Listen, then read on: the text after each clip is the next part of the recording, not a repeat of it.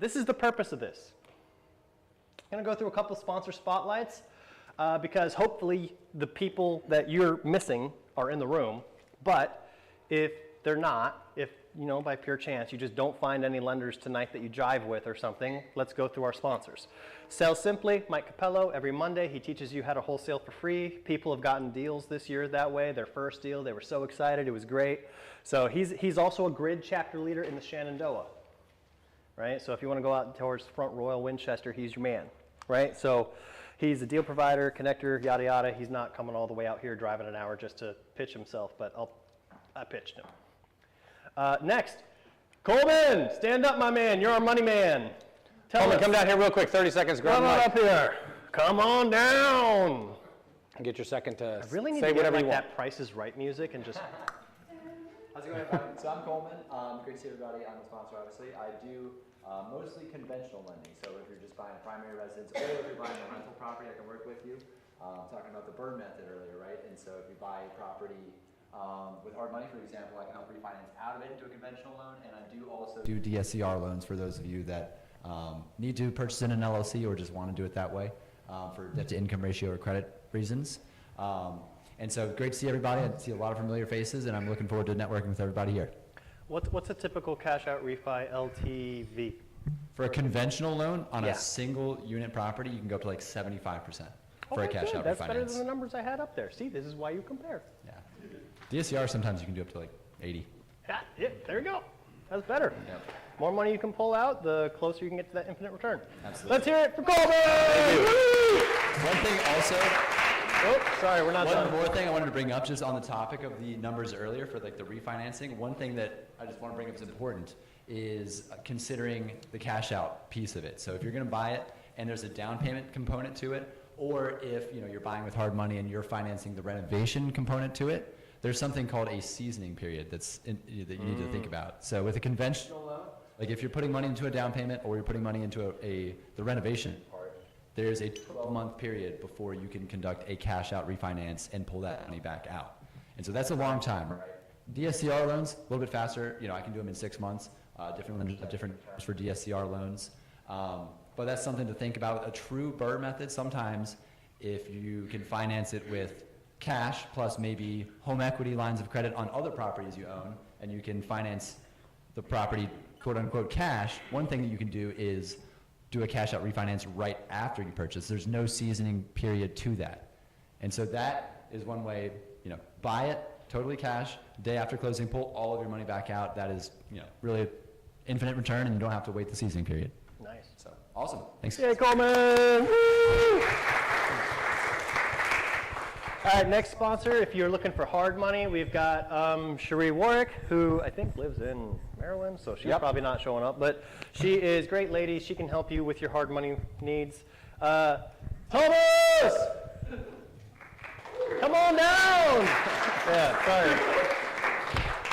Hey, I am Thomas Price, and I for property management, pretty straightforward. We do residential property management specifically in Northern Virginia, north of, let's say, Stafford and Winchester. And ultimately, I'm just here to help and chat and meet everybody, so, yeah. Stay up here, don't I go too definitely far. recommend for those of you who, oh yeah, woo! Let's go to Thomas! And Fiend. Okay, I'll bring you back up later. Cool. All right, he is our guest speaker today, so he will have some stories to tell. One thing about property management, even if you are self-managing, you should know 2 or 3 property managers that could service your rental because you will have problems. Problems you didn't anticipate. And when you have those problems, are you going to scramble or are you just going to call Thomas and he'll be like, do this?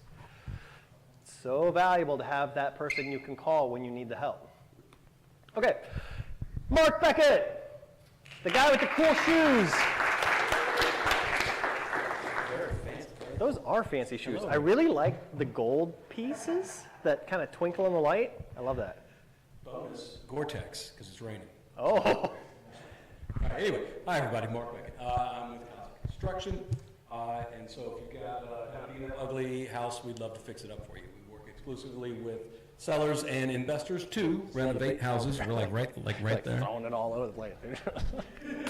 To fix up ugly houses. We work exclusively with sellers. So I work with investors who want to spend the absolute least amount that they possibly can to sell their, or rent, or short-term, long-term, medium-term, rent it however you want, for the absolute maximum amount that they can. We know how to do that because we do it, so we fix and flip ourselves, we buy and hold ourselves, we do these kind of BRRRR things. And if you've got a minute, I can tell you a quick story about a BRRRR deal that maybe kind of ties some of these themes together that you're talking about, because it went love down it. pretty similar to what you were talking about. So we had an opportunity to buy a property a few years ago that was found through agents. So we know agents, and I tell everybody the same thing. I'm just looking for ugly houses that need some love and opportunities where I can help someone, right? An ugly house usually comes with some kind of a situation.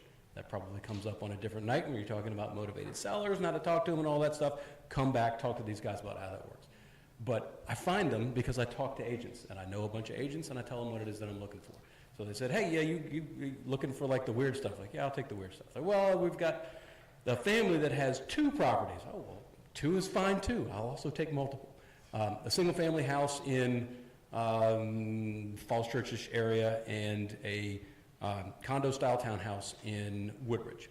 The single family house was single family house in Falls Church. It was far more valuable. It was nice. It was pretty roughed up, but it was a nice single family house that would not work for this, right? Just what anyone's gonna pay for this, just to fix it up and live in it, made it hard to put debt on it, get a PI, TI, principal, interest, taxes, insurance, right, loan on it that was lower than what the rent could possibly be, because no one's gonna rent a house in Falls Church for like $4,000 a month. Well, they weren't a few years ago. So they had that deal. I was like, all right, well, that's interesting. Well, they also have this little townhouse condo thing down in Woodbridge. And they haven't been in that one for a minute. Like, they moved out of that one a bunch of years ago. Like, the kids lived in it for a while. They're not even entirely sure what kind of condition it is in. They just know it's kind of bad. All right, fine. Let's go check these things out. So the house in Falls Church, great house. It was a pretty good renovation candidate because it could have been shined up and sold for more than it probably would have cost to fix up.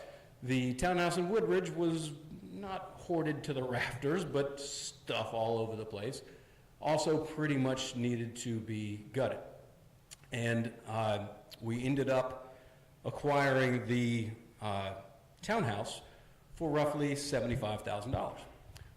How does one get a house in Woodbridge for $75,000?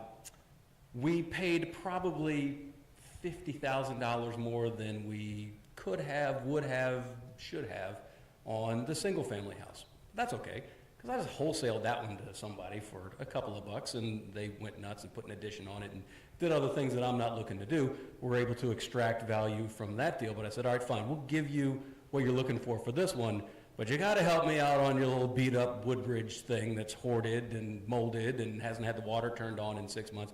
I will take it absolutely the way it sits. You get to walk away from both of them. You get your price up here, just help me out on this one down here. And they took that deal. So, acquired the house for $75,000. It needed about $50,000 worth of work because it was in pretty rough shape. So, we get ourselves a private money loan, as we were talking about, right? That maybe cost like $8,000 to $10,000 over the 6 months that we had to hold it for those seasoning reasons that Coleman just mentioned. We used the private money to fund the acquisition and renovation, so borrowed about 100 on a need of like 135, something like that. Had to fund the rest in cash, but me and a partner that I like to work with came up with that amount of money, put that in our deal, fixed it up, did a slightly nicer than just fix what's broken renovation, to your point about what kind of renovations to do. Comps in the market supported, didn't have to be like the cheapest Formica countertops and a totally white appliance package. You could spend like the extra $1,000 on the stainless because everybody's got stainless now, right? But it was remnant granite. It was the cheapest Depot 99 cent a square foot tile. Just there, clean, new, nice, nothing knocked down, nothing moved. I don't even think it required permits because it was literally just pull and replace, right? We didn't move anything. So fairly light duty renovation, just everything kind of had to be touched. Did that work though, got it renovated to market spec for the rental market in that area. And then we rented it out, to Matt's point, where I think it probably could have rented for like $1,750, $1,800 a month.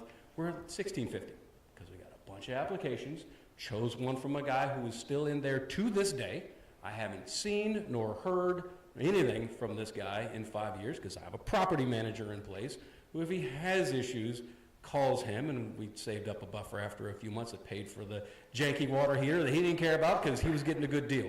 He doesn't call when the door doesn't latch. He doesn't call when the gate doesn't close.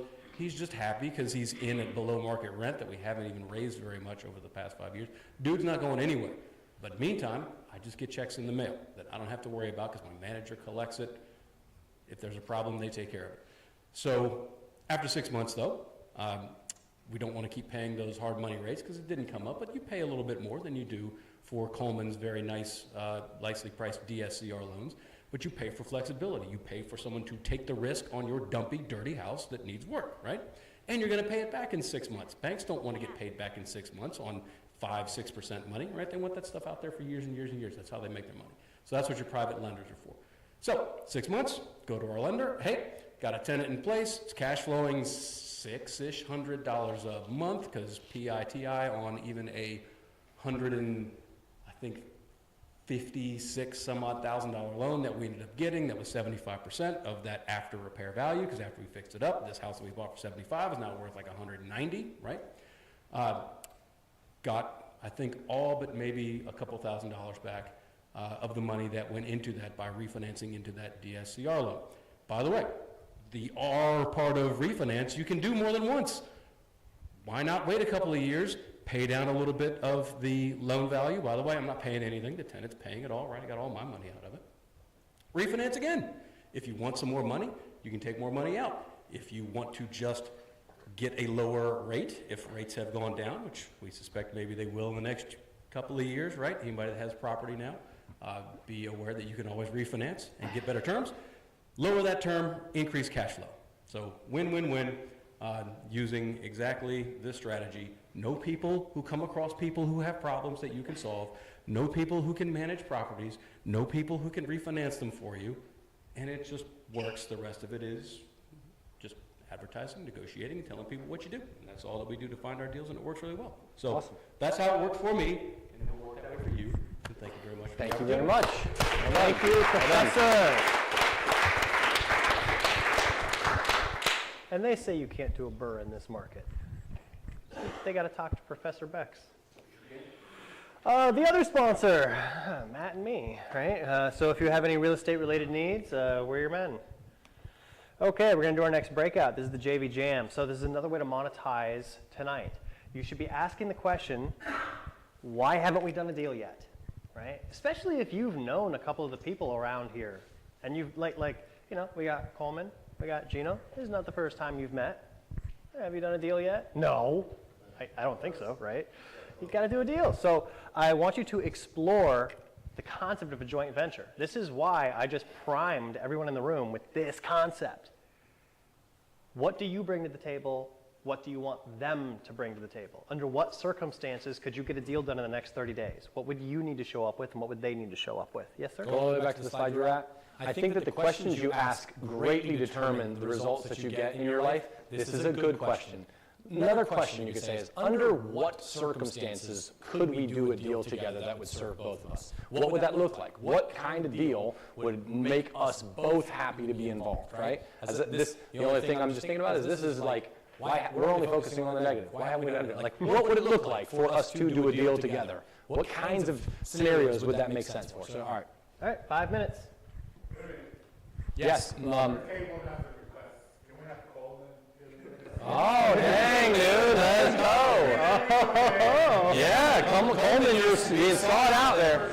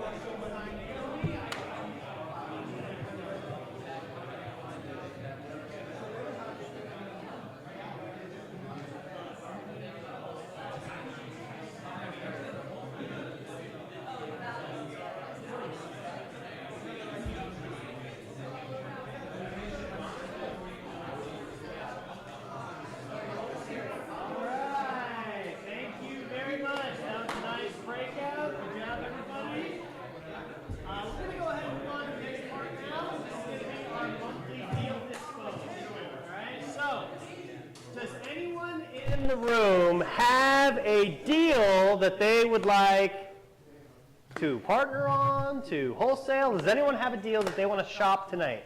Gino? Right now, I like to partner with somebody. There's also a new opportunity that came across my way. This one is in District Heights, Maryland, but the other one is in Alexandria. I need microphone. Yep, sorry, my bad. Thank you, Elise.